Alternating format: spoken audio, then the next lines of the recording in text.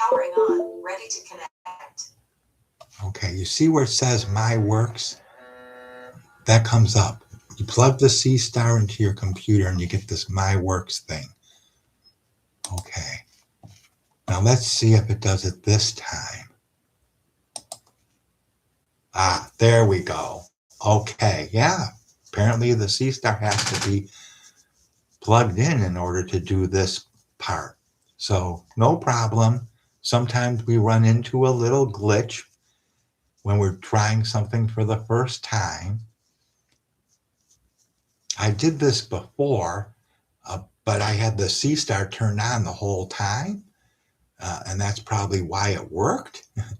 I thought that once all the pictures were in Seestar, I could turn the Seestar off, but apparently not. So no problem. Once these are all converted and we have a sequence created, there. Now we should be able to do what we want and turn the Seestar off. Let's try it and see what happens.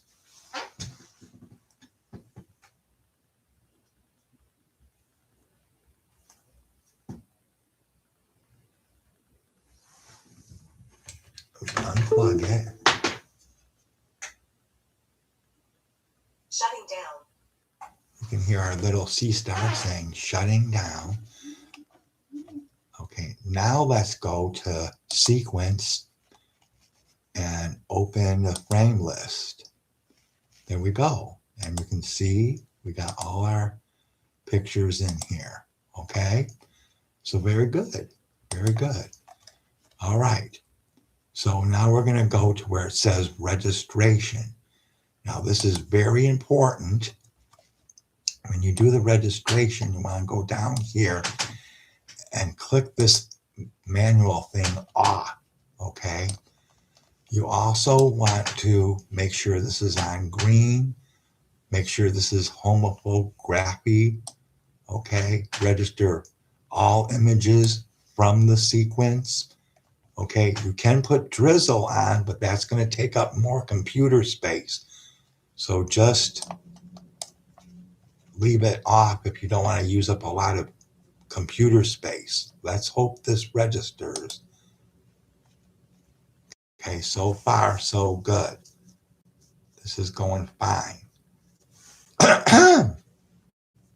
So far so good. These are going really good. I'm really happy so far. Two got kicked out. Okay. Oh, you know what else you can do? And I forgot to show you this. You can go through the sequence one at a time and see if there's ones you want to get rid of and just X them out. Here it's doing it for us while it's registering these pictures. Once all these pictures are registered, then you can stack them and we'll have a cool looking picture. It's going to be awesome. So it's taking a little bit of time here. We're going to have a little bit to drink. Normal, regular Coca-Cola. No liquor. There was a third one. Did you see the third one? It turned red. 3 is no big deal. 4, okay. We got 82 frames in here, and so far only 4 are kicked out. So that's not too bad. Let's hope we don't have any more get kicked out. Okay. So, yeah, this can take a little bit of time, but it's worth it. Up there's a 5th one. We now have 5 that have not made it in. If we can finish with just 5 that got kicked out, I'll be pretty happy. And there we go. 5 failed, 77 were rejected. No big deal. Okay, then we go to where it says stacking. We want to do average stacking with rejection. Okay. Let's see. Okay, we want to do recompute faster normalization. I don't know. Stacking result, RGB. I'm going to click on these two, see what happens.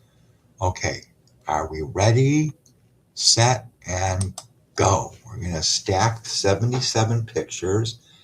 So it's more than 10 minutes, about 12 minutes of exposure. But M42 is a bright nebula, uh, so you don't have to have a lot of pictures to stack. The more pictures you do get and the more images you do stack, the more details you're going to pull out of there, and it's going to uh, give you a more detailed, more awesome looking picture. But we're just doing these 77 right now so that I can show you the steps to take. This video, by the way, is for beginners. Okay, if you're an advanced astrophotographer, you're going to get bored with this. You're going to maybe disagree with it. You're not going to like it. But if you're a beginner, and listen, subscribe to the channel, and I want my subscribers to watch these videos, please. I've noticed that a lot of people that are subscribers to my channel aren't even watching the videos that I produce. It's sort of odd. If you're a subscriber already, watch the videos. Questions, I'm here to answer questions. I want to teach people. Okay, the rejection stacking is complete. Very good. So now we can get rid of all this because we're not going to do anything more with that. We have a linear object, and I always like to start in red, and I like to go up here to where it says image processing, and I put on the histogram transformation, and just click on this little button. Bow, there we go, and hit apply. Now some people like to do the stretching themselves using the generalized hyperbolic stretch. I'd rather do it this way. It's quick, it's easy, and you don't got to run into a lot of problems and issues. So we are done with that, and we can see the image now clearly here in red. Now, I've learned some tricks along the way, and one of the things I've learned is to crop this image just a hair, a little tiny bit. Okay, so we crop it.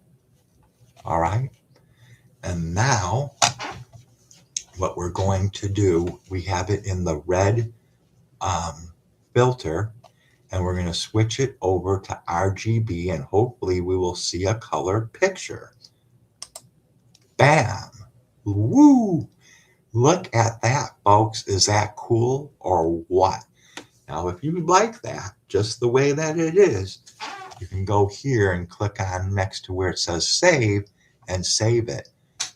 However, I want to do a lot more here and make this really look totally awesome. And there is so much we can do.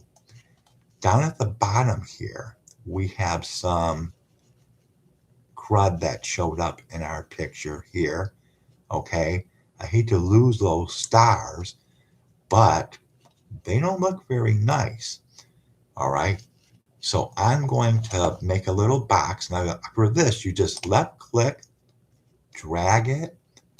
I forgot to tell you about this earlier. Just drag it down. We're going to go right above where the crud is and move it in just a little bit. Now, doggone it. Okay, that's not going to be too bad. Right about there. Now, that should get rid of most of that crud that's down there. And you just click. You got right click, and then you press crop. And there you go. So there's the image that we're going to work on. We still got a little bit of crud down here, but it's not too bad. Okay, this is looking pretty cool so far. I'm really happy with this. Now, we're going to go here to where it says color calibration and press photometric color calibration. I'm going to put M42 in here and say bind. And there it is. Very cool. We're going to go to force plate solving. We don't need to auto crop this. It might flip the image if it's needed, but what this is going to do is it's going to make the colors the way that they should look, the natural colors, the way it should look naturally, um, like you would see it if we were looking at it in outer space. But we're going to add colors to it. We're going to add features to it. Ooh, look what it did. That is cool. That is very cool. Okay, so we don't need that anymore. And now we're going to go in and we're going to remove the green noise and apply that, and that'll get rid of anything that's green in the picture. And there we go. Now check that out. Now pay attention, if you will. What I've been doing is clicking on where it says image processing, and then you get a whole bunch of options here of things that you can do. Now, one of the things I forgot to do back when it was in red is the background extraction. But that's okay. Let's not worry about that right now. I'm afraid if I run it now after we've gone this far, it could screw this up, and this is looking so cool. I don't want to mess that up. So let's just leave that alone, okay? Okay, now we're gonna do, we're gonna go into this little thing here called generalized hyperbolic stretch. Now, like I've said in other videos, wow, what does that mean? Generalized hyperbolic stretch transformations. Ooh, you're going to notice that they use a lot of big, complex words in Siril that you're not going to understand what they mean or how or the technicalities of it all, but that's irrelevant. Just learn how to use the tool. Now, I'm going to show you some tricks that I've come up with. We have right in here some really cool nebulosity that goes way out to the very edge of this picture here, okay? All right, and there's some cool things we can do. One of the things we can do is we can make a little square area here like that. Click on this little thing, I forget, eyedropper there. We're going to turn this back a little bit, and we're going to stretch this out and see what we get. All right. And we're going to hit apply. Okay. Then we're going to do it again. And I always move this black intensity all the way to the back, because if you don't, it does some bizarre things. All right, so we're going to stretch it again. All right. Ooh, now that's getting blown out. Holy cow. I don't think we want it quite like that. Do we? I don't know. Let's move it back a little. Oh boy. Holy cow. Man, it really blew it out. All right, we're going to hit apply. And what I'm going to do is take the blue and the green out, move it a little bit over to here where there's red, and we're going to click so that we get the red to come out. We're going to move this back, and let's stretch and see what we get with that.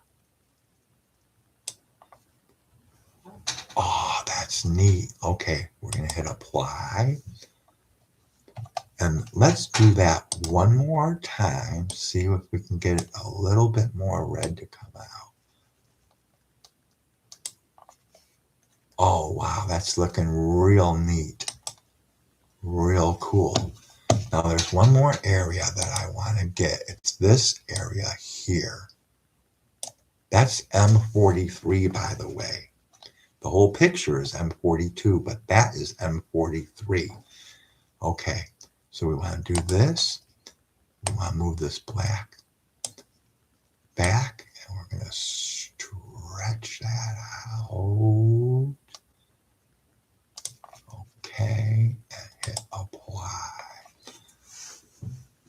All right, pretty cool. Pretty cool. All right, now there's something else that we can do, and that's called saturation stretch. Not all color channels are selected. Oh, okay, yeah, you gotta do this. Okay, all right.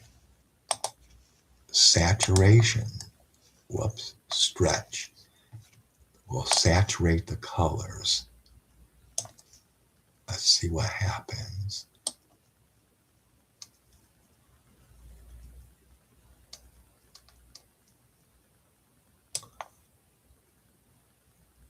Wow. That's really, really starting to come out.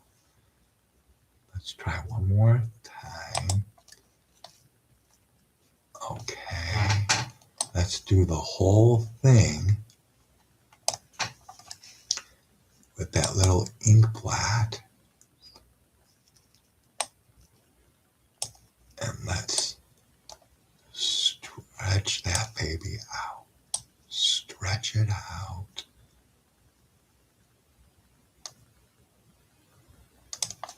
Okay. And apply. All right. That's looking pretty good. Wow. That is really, really starting to look nice. Okay. So I think we're done with this part of this. And I'm seeing something that I want to do. We get a little bit of a green here. Now, let's see what happens if we remove this green noise again.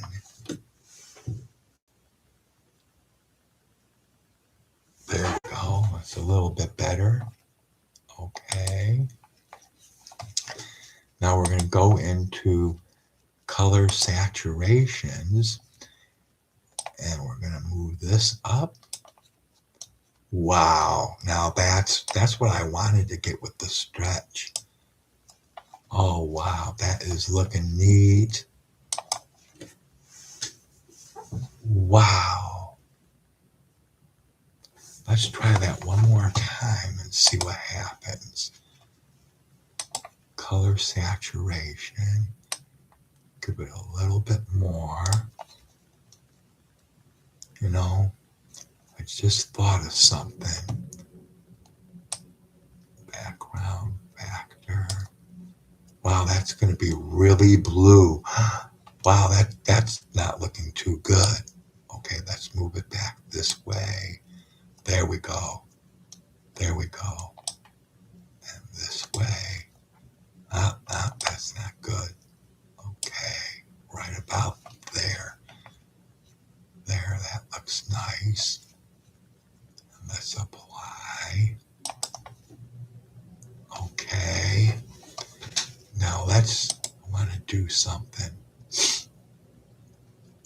Let's remove the green noise and apply. Okay. And then there's something else that I think we gotta do. Let's go to this background extraction. Want to add dither.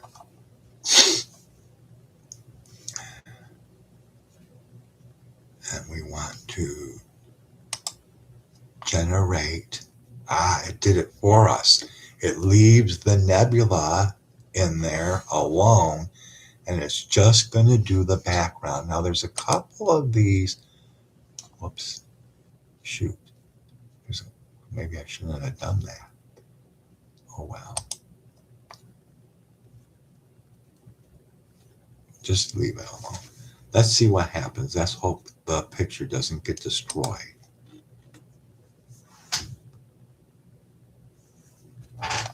Let's see what happens. Wow, that's sort of neat. Yeah, I think when we added the colors, when we saturated the colors, it made the picture sort of yucky. You know what I'm saying? And doing that background extraction gives us our black background again instead of like a blue background. So let's just leave it like that for now. Pretty cool. So that's basically all the things that I want to do with this particular picture. You can play around with it some more. You can change the colors. You can, do all kinds of other things. You got a whole list of things that you can do here. Oh, one more thing.